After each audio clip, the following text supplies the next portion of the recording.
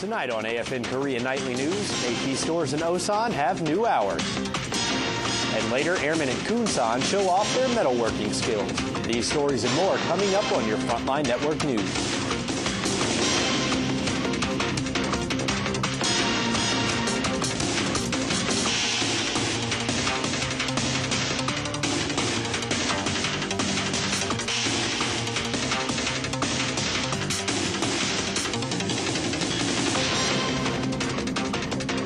This edition of AFN Korea Nightly News, broadcasting from our headquarters in Seoul.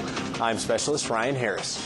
The GI Bill is an educational benefit that has helped service members and veterans further their educations for more than 50 years. Recently, President George W. Bush signed a new GI Bill into law, giving many troops and veterans added educational benefits. Specialist Will Roberts takes us to Area 1 for a look at how soldiers are reacting to the new improved GI Bill. The secret is out. If you served in the military after 9/11, you might be eligible for one of the most beneficial GI Bills to ever hit the ranks of America's fighting men and women. With the amazing new benefits available, many troops are eagerly awaiting its arrival in August of 2009. While the start of the program is still more than a year away, Area 1 education centers are busy answering the many questions that troops have about the bill. A point that lots of soldiers are asking about is the transferability of the benefits to a family member. Under this GI Bill, you can transfer a portion of your benefits to a family member. However, exactly how that's going to be accomplished, we don't know yet. The VA is working that out. In preparation for the new program, the Department of Veteran Affairs increased the present GI Bill by nearly $8,000, so troops and veterans can start their journey towards an education today. When it comes to education, it's going to inspire lots of people that wanted to go to college and couldn't financially afford it, especially those with a family. They're going to feel that they can now venture out and go ahead and take that chance. Whether troops start their pursuit of education today, tomorrow, or in 2009, a new door is now wide open for America's past and present fighting men and women's education. I'm Specialist Will Roberts, Camp Red Cloud, Korea. AAFES facilities offer a touch of America to locations around the world with the services service members and their families have come to expect regardless of where they're stationed. Senior Airman Kevin Kite takes us to Osan, where AAFES recently extended that service even further. It's 9 in the morning and the Osan BX is already ushering in customers. They recently changed their hours of operation to give customers an additional hour to get their shopping done. Some customers come to us, say they wanted to know if it's possible to shop earlier in the morning. If the BX could open up earlier so they could do shopping earlier in the day. AFES decided to try out the new hours, and soon after, the concessionaires also started opening up earlier to catch the first customers through the door. It's all in an effort to provide more to the Osan community. Problem is, very few individuals are showing up, and that could bring an end to the service. We still have 2 more months to look at all the data and see if anybody's really using it, and then we'll make a decision by then. The shopette, where the hours were extended to 2 a.m. on weekends, is seeing the same trend and is also at risk of having their hours reverted due to the lack of use and the expense of keeping the extra hours. I hope to see them stay open. I hope everybody, the community uses it and it's beneficial for the community and also not costing us the increase in staff that we have to put in there to be open. The AFES facilities will continue to operate under the new hours through the month of August, when the management team will make their final decision. And even if they change the hours, they promise to keep the quality of service you've come to expect. Senior Airman Kevin Kite, Osan Air Base, Korea. Coming up, Boy Scouts at USAG Yongsan connect with people around the world. Stay with us. This is your AFN weather forecast for Thursday, July 17th. In Daegu, expect a high of 86, a low of 72, with mostly cloudy skies.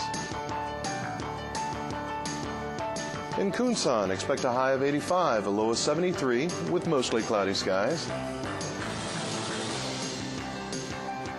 And in Osan, expect a high of 85, a low of 70, with mostly cloudy skies.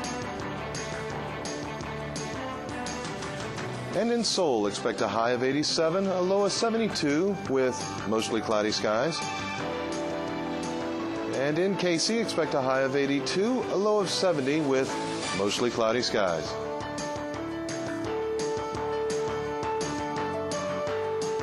as always, we'd like to thank the 607th Weather Squadron for this forecast. The Metals Technology Shop at Kunsan inspect, repair, and fabricate parts for the equipment and aircraft on base. Sergeant Aaron Drobnak shows us how this shop is helping the Air Force. The metals technicians at Kunsan call themselves modern-day blacksmiths because they create the parts that keep the aircraft flying. We have an aging fleet of aircraft, which requires us to help with a lot of the structural repairs, and we just help maintain them and keep them serviceable. As they inspect and repair equipment and aircraft parts, they use new technology to find ways to reduce man-hours and prevent damage. Damage was being done when the main landing gear was being swung down. It was causing fractures and stresses. So what we did here is we're basically creating a buffer plate. The work these airmen perform save lives and help the flight line run more effectively. This machine also tells me that this part cost a total of 63 cents. But in comparison to the actual cost of a 341 bulkhead, in the long run, we're actually saving the Air Force millions of dollars. The Metals Tech Shop lives by the creed, done with precision in every position. I'm Air Force Sergeant Aaron Drobnak, Kunsan Air Base, Korea. The Army has always had an unspoken motto: we take care of our own. That's proven now by the fact that the Army takes care of soldiers who are pregnant. Specialist Thomas Moore shows us a program designed to assist those who plan on giving birth. Physical fitness has always been a priority for soldiers in the Army, but sometimes there are circumstances that don't always fit into normal PT standards. Specialist Claudia Diaz tells us how she got into a new Army physical fitness program. He was 5.5 pounds, and I was in labor for about 16 hours.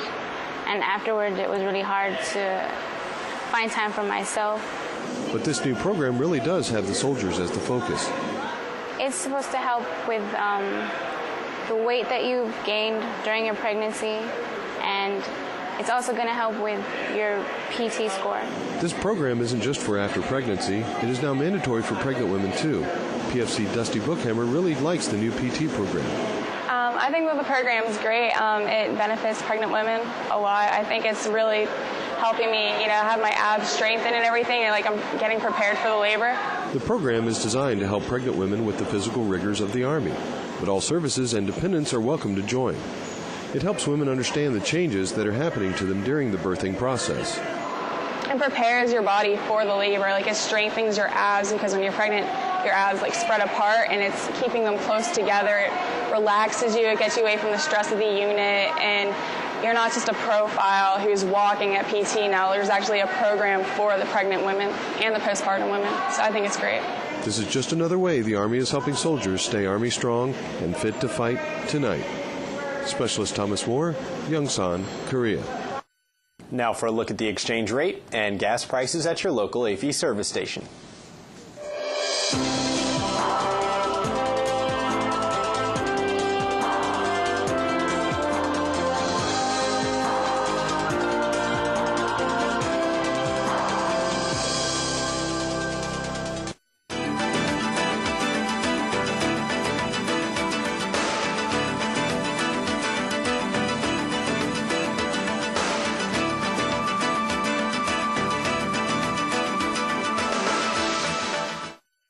There's more going on in military men's lives than fighting on the front lines. Many male service members and DoD civilians have families who take priority in their lives too.